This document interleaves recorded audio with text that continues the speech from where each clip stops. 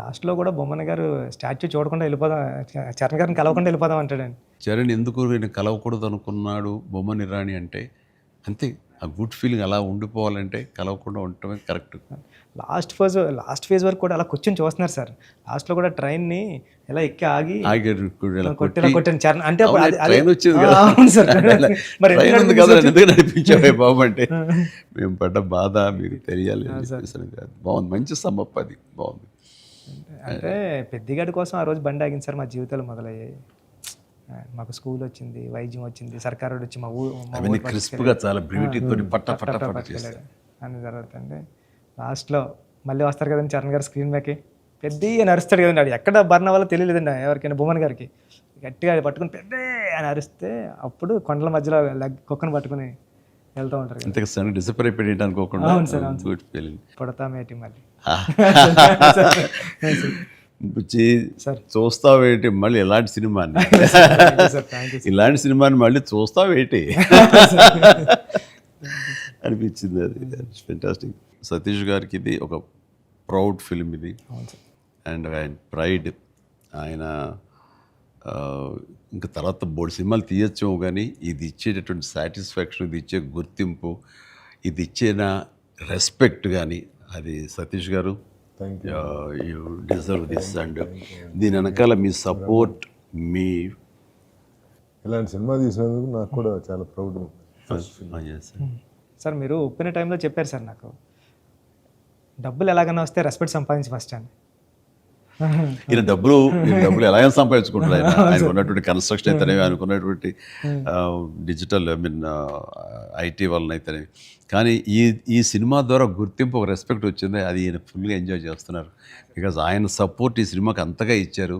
నువ్వు అనుకున్నవన్నీ కూడా ఆయన నీకు అమర్చారు. ఈయన పూర్తి న్యాయం చేశారు ఆయన. సతీష్ సార్కి నాకు లైఫ్లో ఫస్ట్ మూవీ అన్నట్టు సార్. ఇంక వృద్ధికి ఇది ఎప్పటికీ మర్చిపోలేము సార్ ఈ రిలేషన్ని. దీనంతా నువ్వు చేస్తావే, నువ్వు ఆ టైప్ ఆఫ్ మా ఆలోచన డైరెక్టర్ సార్. మీరు నాకు ఉప్పిన ఇచ్చారు సార్ ఫస్ట్, చరణ్ సార్ ఏమో పెద్ద ఇచ్చారు సార్. మీతో కూడా ఒక ఛాన్స్ అవ్వండి సార్, చేస్తాను ఎప్పుడైతే అప్పుడు. నువ్వు అలా పరిగెత్తమని తూకమని వైర్లతో అంటే అయ్యో సార్ మీరు ఇప్పుడు కూడా చేస్తున్నారు సార్. ఇప్పటికి వైర్లు కడుతుంటారు, పైకి లేపుతుంటారు, పల్చీలు కొట్టిస్తుంటారు. మొన్న శంకర ప్రసాద్ దీంట్లో కూడా చేశాను. పని అవసరం వచ్చేసరికి దేనికి నెరవం, దేనికి వెనకం చేసే పరిస్థితి లేదు. ఇంకా ఒకసారి ఎన్ని వైర్లు కట్టి అన్నీ ఇవైపోయింది, కమిలిపోయింది. చరణ్ చూశాడు ఇంట్లో, ఏంటిది అన్నాడు. వైర్లు కట్టి లేపారు. ఇంకా వైర్లు ఇంటికి కడుతున్నారా? వాళ్ళు పిలిచి డాంగ్ అలా కష్టపడతారంటే మీరు అది అని తిట్టాడు. మరి లేదరా వాళ్ళు కాదురా డూప్ సరిగ్గా చేయలేదని ఆయన్ని తీసేసి నేనే చేశాను రా షార్ట్ అని వాళ్ళు అదే అన్నారు. డాడీ చేస్తానన్నారు అని. అంటే చరణ్ ఇందులో ఎంత కష్టపడ్డాడు అనేది నేను చెప్పాల్సిన అవసరం లేదు. ఆడియన్స్ ఆల్రెడీ వాళ్ళ క్యారెక్టర్ ద్వారా వాళ్ళే గుర్తించారు. వాడు ప్రతిరోజు అలసిపోయి ఇంటికి వచ్చి నీరసించి అలా కూర్చున్న ప్రతిసారి నాకు మా నాన్నగారు నాతో ఏమన్నారో, నన్ను ఏమనేవారో అది గుర్తుకొచ్చేదనమాట. అంటే దొంగ అనే సినిమాలో 8 అంతస్తుల ఒక హోటల్ పైన పారపెట్ వాల్ మీద నేను రోల్ చేస్తూ వెళ్ళినప్పుడు కింద స్లిప్ అయితే మాత్రం ఇది ఇప్పట్లా వైర్లు ఇలాంటి సేఫ్టీ డివైస్లు ఏమి లేవు. మొండితనంతో చేయటం అనమాట. అట్లాగే ట్రైన్ కింద పడుకొని గోండా సినిమాలో వెళ్తుంటే ఒక 3 ఇంచెస్ ఎవేగా బాడీగా లూజ్ అయితే కంకరాలు కొట్టుకుపోయేవి. నా బలంతో ఉండాలి తప్ప ఇంకో హార్నెస్ కానీ అది కానీ లేదనమాట. ఇవన్నీ మా నాన్నగారి దగ్గర నుంచి చూసి ఇంటికి వచ్చేసి చాలా బాధపడేవాళ్ళు. తిట్టేసి ఆడి కోపంలో బాధ ఎలా ఉంటుందంటే బూతులు ఇచ్చేసేవారు. అలా చేయాలా అంటే ఏదో కొంచెం చెప్పకూడదు కొంచెం అలా తిట్టేసేసి ఆయన చేసేవారు. తప్పదానా దాందే ఉంది చేయాలి, లేకపోతే ఎలా కనపడదు రిజల్ట్, ఎలాగ మరి ఫ్యాన్స్ ఇచ్చేయాలి కదా వాళ్ళు ప్రేక్షకులు అని అప్పట్లో మాట్లాడేవాడిని. లేదురా రేపు పొద్దు నీకు కొడుకు పుట్టి, అప్పుడు ఇంకా చరణ్ పుట్టలేదు ఆ టైంకి, నీకు కొడుకు పుట్టి వాడు యాక్టర్ అయ్యి హీరో అయ్యి వాడు ఇలాగే కష్టపడుతున్నారు, అప్పుడు తెలిసి వస్తారా మా ఫీలింగ్స్ ఏంటో నీకు అనేవాళ్ళు. నిజంగా నీ పెద్ద సినిమాకి చేసి వాడు అలసిపోయి వచ్చి కూర్చుని ఈ మణికట్టు దెబ్బ తగిలిందని కానీ, కంటి మీద దెబ్బ తగిలి రక్తం ఇదే ఇచ్చింది, దాని కుట్లు పడ్డాయి అన్నప్పుడు కొంచెం ఒక 1/2 ఇంచ్ 1/4 ఇంచ్ కిందకి వెళ్తే కంటి గుడ్డేమవుతుందో అనే పరిస్థితి అన్నీ తెలిసినప్పుడు మాత్రం బాధపడి వ్యక్తం చేయబోయాను. నాకు మా నాన్నగారు మాట గుర్తుకొచ్చింది. ఆయన ఎంత బాధపడి ఉంటారు అని చెప్పేసి అదే బాధ ఈరోజు నేను వాడు కష్టపడి వస్తుంటే మాత్రం నాకు గుండె పిండిన ఫీలింగ్ ఉంది.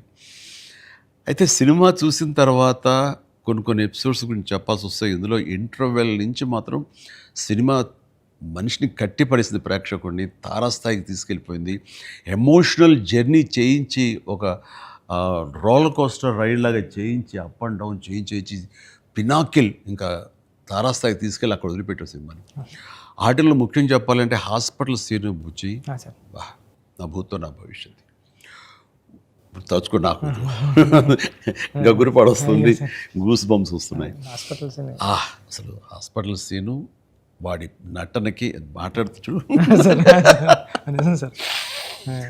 అది నటనకి, అది నటన కాదు, వాడు ఫీల్ అయిపోయాడు దానికి. అక్కడి నుంచి నా కంట తడి తడి తడి లాస్ట్ వరకు ఆగలేదు. All the appreciation, all the blessings, God bless him, God bless him. దానికి చక్కటి అంత మంచి క్యారెక్టర్ ఇచ్చినటువంటి నీకు hats off, hats off. Thank you sir. Thank you sir. ఒకసారి ఎస్పి బాలసుబ్రహ్మణ్యం ఆయన, నువ్వు ఒకప్పుడు ఆపద్బాంధవుడు చేసావు, ఇంకోసారి రుద్రవేణి చేసావు, అలాగే చాలా సినిమాల్లో నీ పెర్ఫార్మెన్స్ అనేది తెలుసు, కానీ ఎక్కువ కమర్షియల్ వైపు వెళ్ళిపోతున్నావు చిరంజీవి. నీలో పొటెన్షియాలిటీ ఉంది. ఎప్పుడో బాలసుబ్రహ్మణ్యం మన కె బాలచంద్ర గారు అన్నది కూడా అతను ప్రస్తావిస్తూ, నీలో ఒక కమలాసనం రజనీకాంత్ అందరి కలయిక ఉంది అంటే ఏదో మాట్లాడుతూ రావాలి సినిమాలు అంటే. అలాంటి కంటెంట్ తోటి మనవాళ్ళు వస్తే కనుక ఎందుకు చేయను, చేసే కెపాసిటీ ఉంది, చేయగలను నమ్మకం నాకు ఉంది, రావాలి అంటే. నువ్వు చేయలేనిది చూడండి ఏం లేదు అని అన్నప్పుడు నాకు అవకాశాలు రాని టైంలో హిందీలో ఒక డంగల్, ఒక చెక్దే వచ్చినప్పుడు వాళ్ళ పెర్ఫార్మెన్స్ అది చూసినప్పుడు ఇలాంటి కదా నాకు కావాలని కోరుకున్నాను. కానీ అలాంటి కంటెంట్ తోటి డైరెక్ట్లో వస్తేనే కదా మనకు ఏదైనా ఛాన్స్ అవకాశం ఉండేది. అలాంటి వచ్చినప్పుడు ఆ సినిమాకి ఇప్పుడు ఈ సినిమా కూడా అలాంటి స్పోర్ట్స్ నేపథ్యంలోనే వచ్చింది. ఆ సినిమాల్లో దంగల్ తీసుకుందాం, అది ఫ్యామిలీ ఎమోషన్ అది. అండ్ దోస్ కుస్తీకి సంబంధించిన, రజనీకి సంబంధించిన ఫ్యామిలీ, ఆడబిడ్డల వాళ్ళ ఇంటర్నల్ డ్రామా గుండెని కట్టిపడేస్తుంది, పిండేస్తుంది.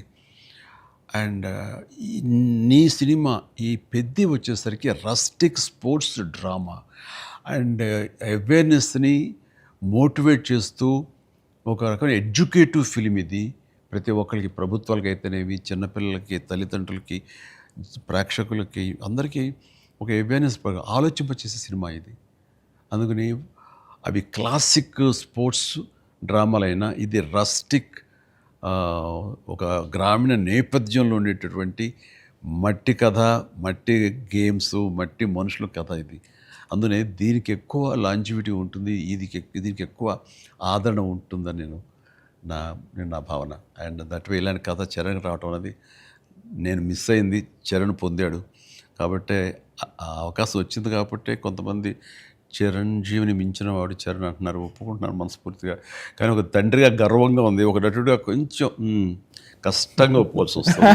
చాలా బాగా చేసేవారు చరణ్, లవ్ యూ.